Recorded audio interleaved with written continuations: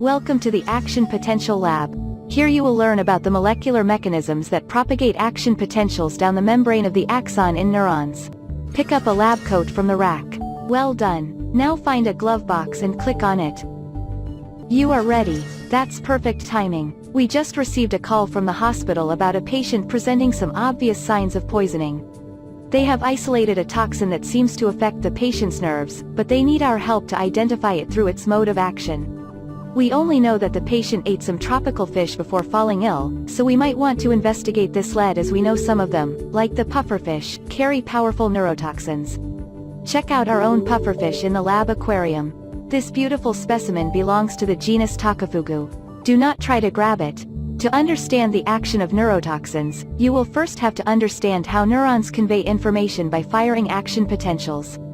Once you have understood the mechanism behind action potentials, we can check the direct effects of neurotoxins, and by comparison try to identify our unknown toxin. Action potentials are stimulated in the dendrites of a neuron after a neurotransmitter triggered the influx of positive ions through the neuron membrane. Action potentials are then propagated along the length of the axon to the terminal buttons, where they will in turn stimulate the release of neurotransmitters to transfer information to the next neuron through the synapse.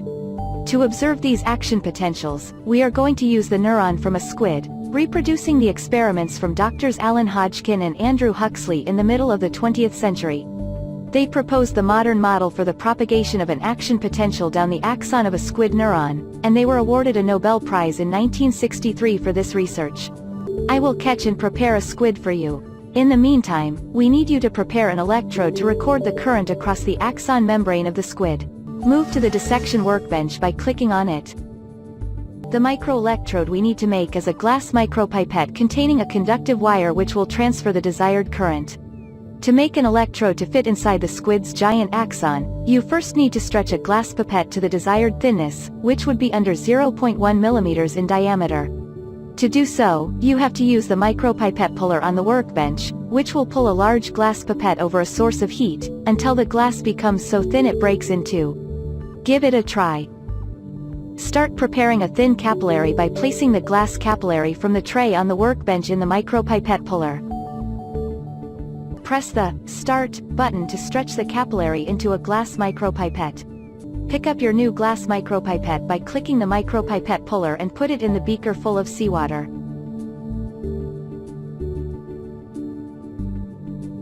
Right, now that we have a glass micropipette of the right size, we need to prepare a metal wire for the conduction of electrical current.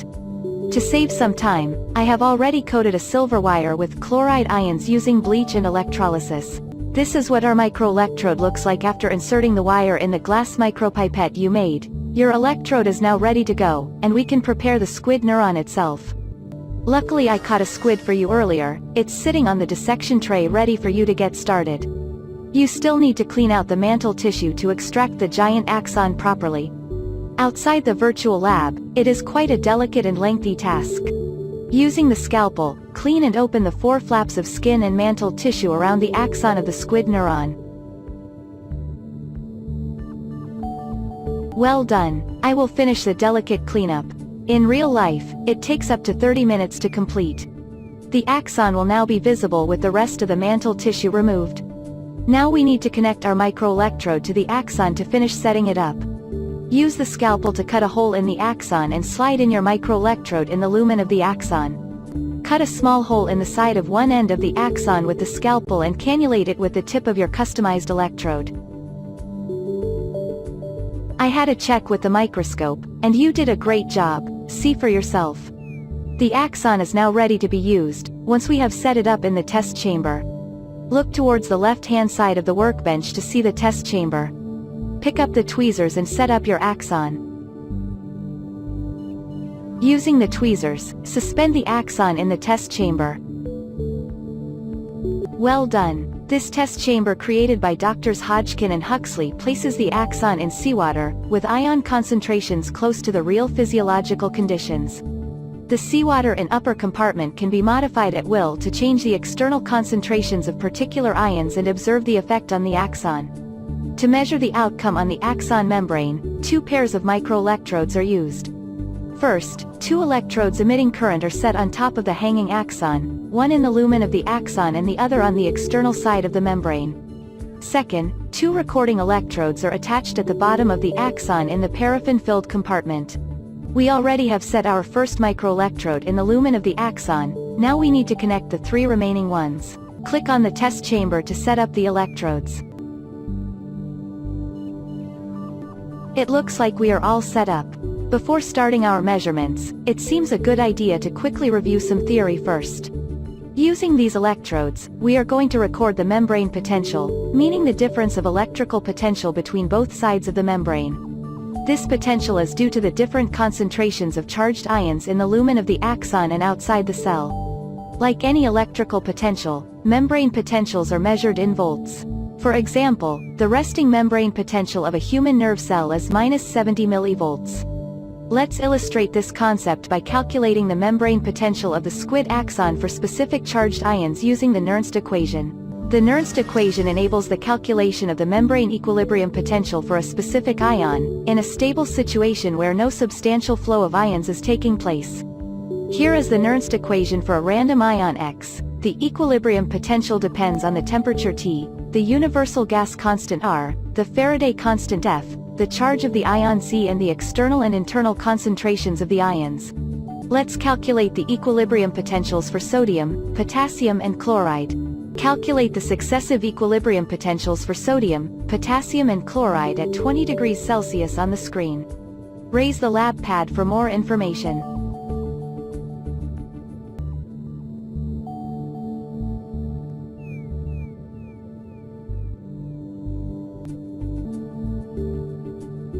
Correct. The equilibrium of sodium ions across the axon membrane results in an electrical potential of +55 millivolts. At a lower membrane potential, sodium ions would flow into the cells, and at a higher potential they would keep flowing out of the axon's lumen.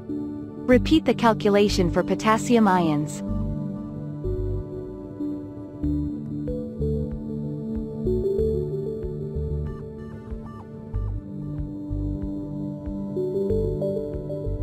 Well done once again. The electrical potential for potassium ions across the axon membrane is indeed -75.6 millivolts. Finally, repeat the calculation one last time for chloride ions, but be mindful of the charge.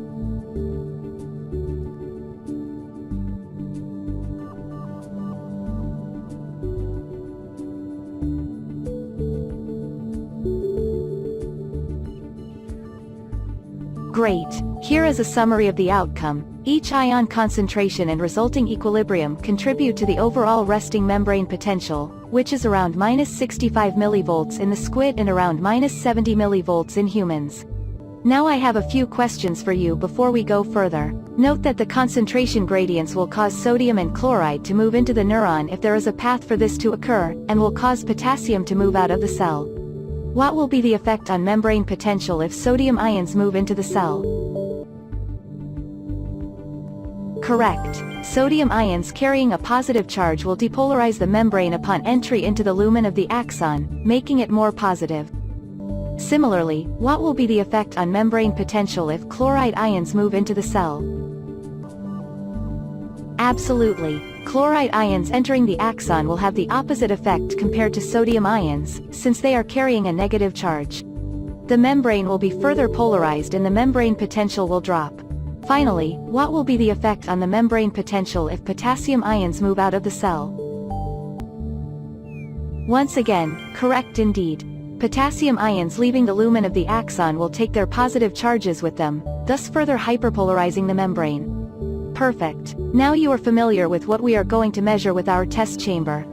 Then let's see what an action potential looks like, and how it can help us identify the effects of that unknown toxin from the hospital. To study the variations of electrical current in a membrane, and thus display the characteristics of an action potential, we use two main techniques: current clamp and voltage clamp.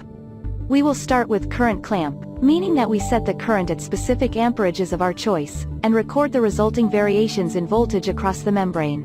Switch the current mode to clamp and select a 10 nanoamperes value. Nice. Using our current clamp settings, let's now induce an action potential by sending a constant 10 nanoamperes current to our axon and record the variations in voltage. Pay attention to the shape of the variation in membrane potential. Click Start to verify that the axon is healthy by measuring the membrane voltage after applying a small, quick stimulating current. Oh, that's a nice looking action potential. You obviously did well with your dissection as the axon seems healthy. Alright, you have now seen the characteristic shape of an action potential, and we are going to spend some time explaining it with further experiments. As you can see below, an action potential can be separated into different phases. There is first a depolarization phase, where the membrane potential changes from its resting value of -70 mV to a positive value. Second, there is a repolarization phase, where the membrane potential returns to a negative value. Finally, there is a short hyperpolarization phase, when the membrane potential drops below -70 mV before returning to the resting value. You will now have to identify which ions transfer are responsible for those different phases. Let us start logically with the initial depolarization phase. As you already know, making the membrane potential more positive requires the entry of positively charged ions in the lumen of the axon, or the release of negatively charged ions outside the axon. Looking at our current ion concentrations, we have determined that chloride ions would flow into the axon, not outward, so this hypothesis is incorrect. If the entry of positive ions is responsible for depolarization, then sodium is our preferred candidate because the gradient of concentration is in the correct direction. Time to test this hypothesis. Let us start a little experiment. You have induced an action potential using a current clamp. Now let's see what happens using the other technique, called voltage clamp. In voltage clamp mode, we lock down the voltage to a value of our choice, and record the resulting variation in current. Current clamp and voltage clamp are complementary techniques, so it is great that you're going to test both today. Switch the current mode back to leave. Now switch the voltage mode to clamp to start our experiment. Easy. Now you can select different voltage values and press start to see what happens to the current in the membrane. Try all the suggested voltages in voltage clamp mode and observe the outcome for each value. Raise the lab pad when you are done. Have you finished testing all the voltages? Slide down the lab pad to try more voltage values.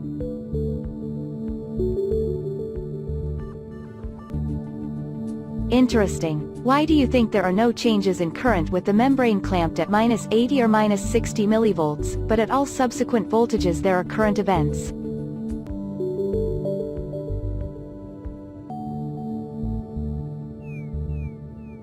Correct. The membrane of the axon includes voltage-gated ion channels, which requires a minimal voltage to open and allow ions to cross the membrane to create the action potential.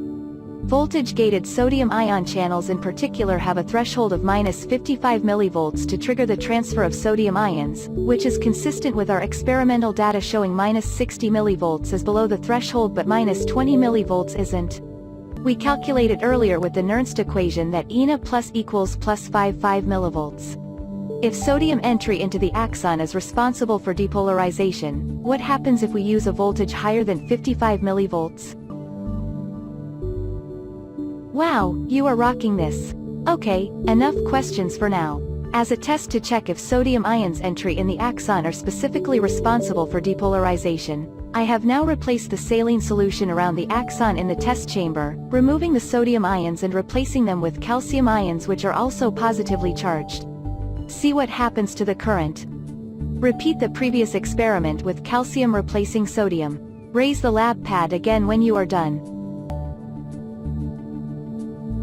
Have you finished testing all the voltages? Slide down the lab pad to try more voltage values. As you can see, calcium ions seem to not trigger any depolarization at any voltage regarding action potentials.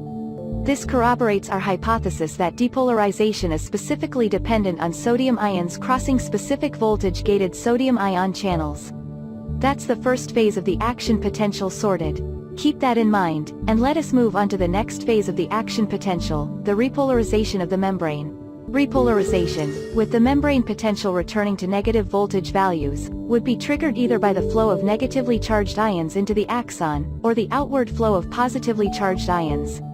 In our case with the current ion concentrations, this would either mean an inward flow of chloride ions or an outward flow of potassium. Let's test this out back in current clamp mode. Please revert the parameters to current clamp mode, as we did initially, and test that your neuron is still healthy by inducing an action potential. Deactivate the voltage clamp mode. Now switch the current clamp back on with a 10 nanoamperes value. Stimulate the nerve, and confirm that you are observing an action potential. Good. Your neuron is still healthy.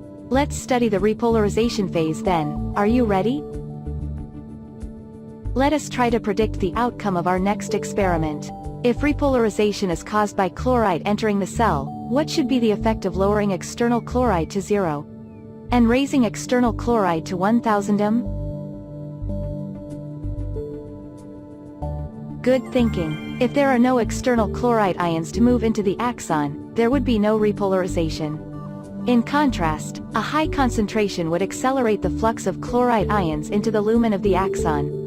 Let us try out your hypothesis then. You can change the concentration of the external chloride ions in the test chamber directly on the screen. Test different concentrations of external chloride. Are you done testing different chloride concentrations? Slide the lab pad down to try more concentrations.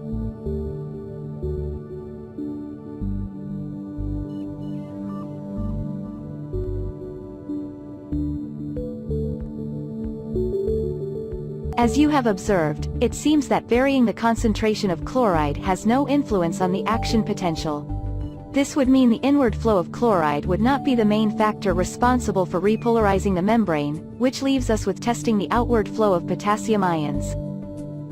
If repolarization is caused by the outward flow of potassium ions, what should be the effect of lowering external potassium to 0? Raising external potassium to 400 m? Right again. Lowering external potassium to 0 would trigger a higher gradient of concentration compared to the inside of the axon, and the ions would flow outward faster. In contrast, a high external concentration of potassium would prevent the flow of potassium ions leaving the axon. Carry on the experiment by switching the concentration of external potassium ions in the test chamber. As before, we shall try your assumption. Change the concentration of external potassium and observe the result. Raise the lab pad when you are done. Are you done testing different potassium concentrations? Slide the lab pad down to try more concentrations.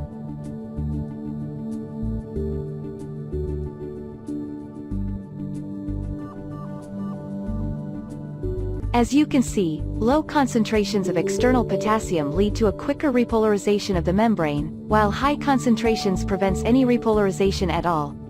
This confirms your prediction, and it is indeed the main force driving the repolarization and the hyperpolarization phases of the action potential. The hyperpolarization phase is due to the timing between the sodium and the potassium ions' voltage-gated channels.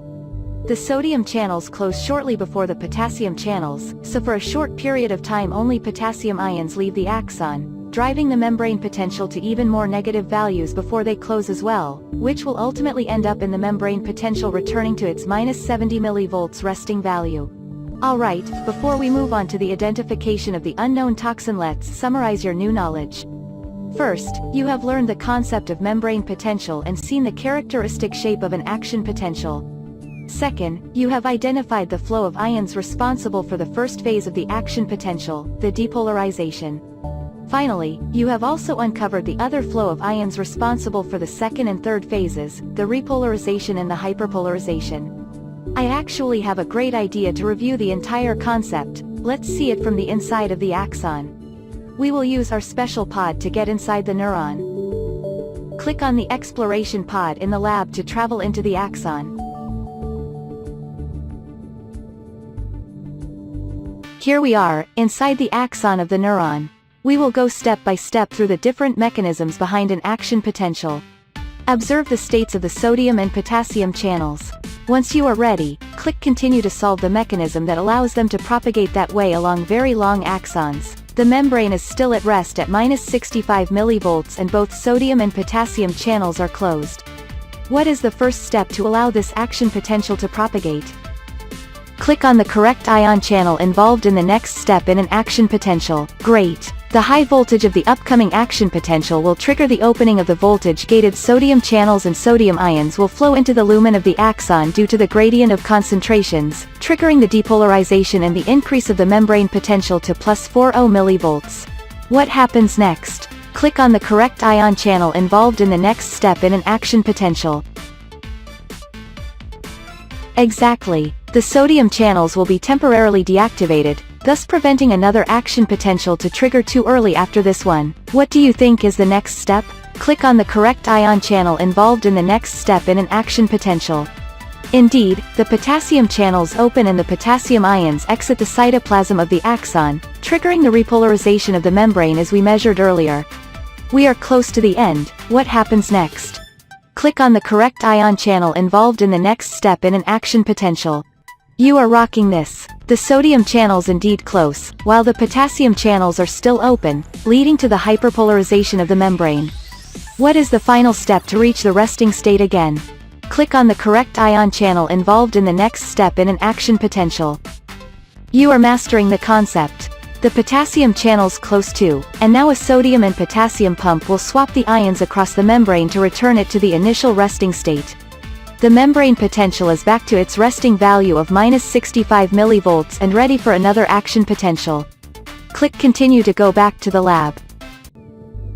Whoa, what a ride. At least now you know in details how the action potential propagates along the axon. With this knowledge, now is the time to check on the actions of pharmacological agents onto the neurons, which might help us identify the toxin that poisoned the patient.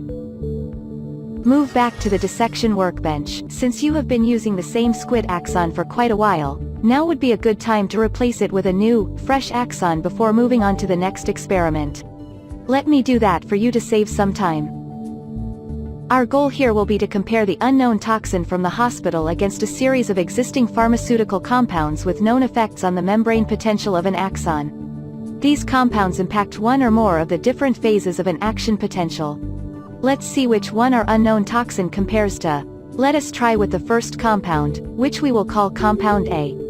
We will stay in current clamp mode to observe the changes in the action potential, and we need to use increasing concentrations of compounds to avoid saturating the neuron from the start with a high concentration. Try it and observe the action of compound A on the action potential. Choose increasing concentrations of compound A and stimulate the axon with a 10 nanoamperes, 1 millisecond pulse. What do you observe?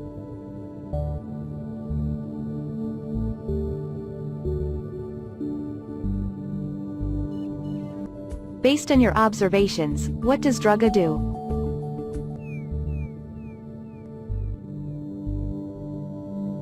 Great. It seems indeed that high concentrations of compound A inhibits the depolarization of the membrane, which is caused by the opening of sodium channels. Well done. We have another couple of pharmacological drugs for you to test. Let's keep going with compound B. To make it quicker, we are going to test the increasing concentrations automatically. In a real lab, you would have to test each concentration separately, and ideally replace the buffer in between concentrations. Choose the initial concentration of compound B and stimulate the axon with a 10 nanoamperes, 1 millisecond pulse. What do you observe? What could be the target of drug B? You are really getting the hang of this.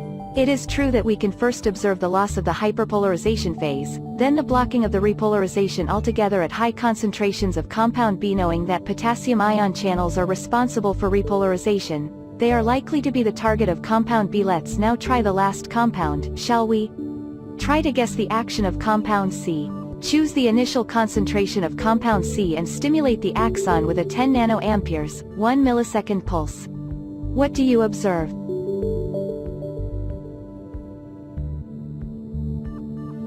Finally, what might be the mechanism of drug C? Bingo! As you can see, after the first test with compound C, the membrane stayed constantly depolarized, meaning the sodium channels are still open, probably due to the action of the drug. Any higher concentration of compound C had no effect since the sodium channels haven't closed. We have now tested 3 compounds with different impacts on the action potential. Now it's time to compare our unknown toxin. I have run a similar experiment like we just did, using increasing concentrations of the unknown toxin and current clamp. According to these results, what do you think the toxin did to the nerves of the patient? You can always check the outcome of your pharmaceutical compounds testing in the media tab to compare. You are amazing. The pattern looks here similar to our compound A, with the depolarization of the membrane being increasingly blocked as the concentration of toxin increases, meaning the sodium channels are primarily affected. This makes perfect sense as the hospital also learned that the patient ate some pufferfish before falling ill, which is well known for having tetrodotoxin in the liver. Tetrodotoxin is a well-known neurotoxin that binds a specific receptor on one of the subunits of the sodium ion channel, an hypothesis that our tests corroborate. Let me send our results to the hospital straight away. You did a great job today, and you have also learned a lot about axons and action potentials. Well done. Congratulations, you have completed the simulation. We hope you enjoyed it and you feel wiser now.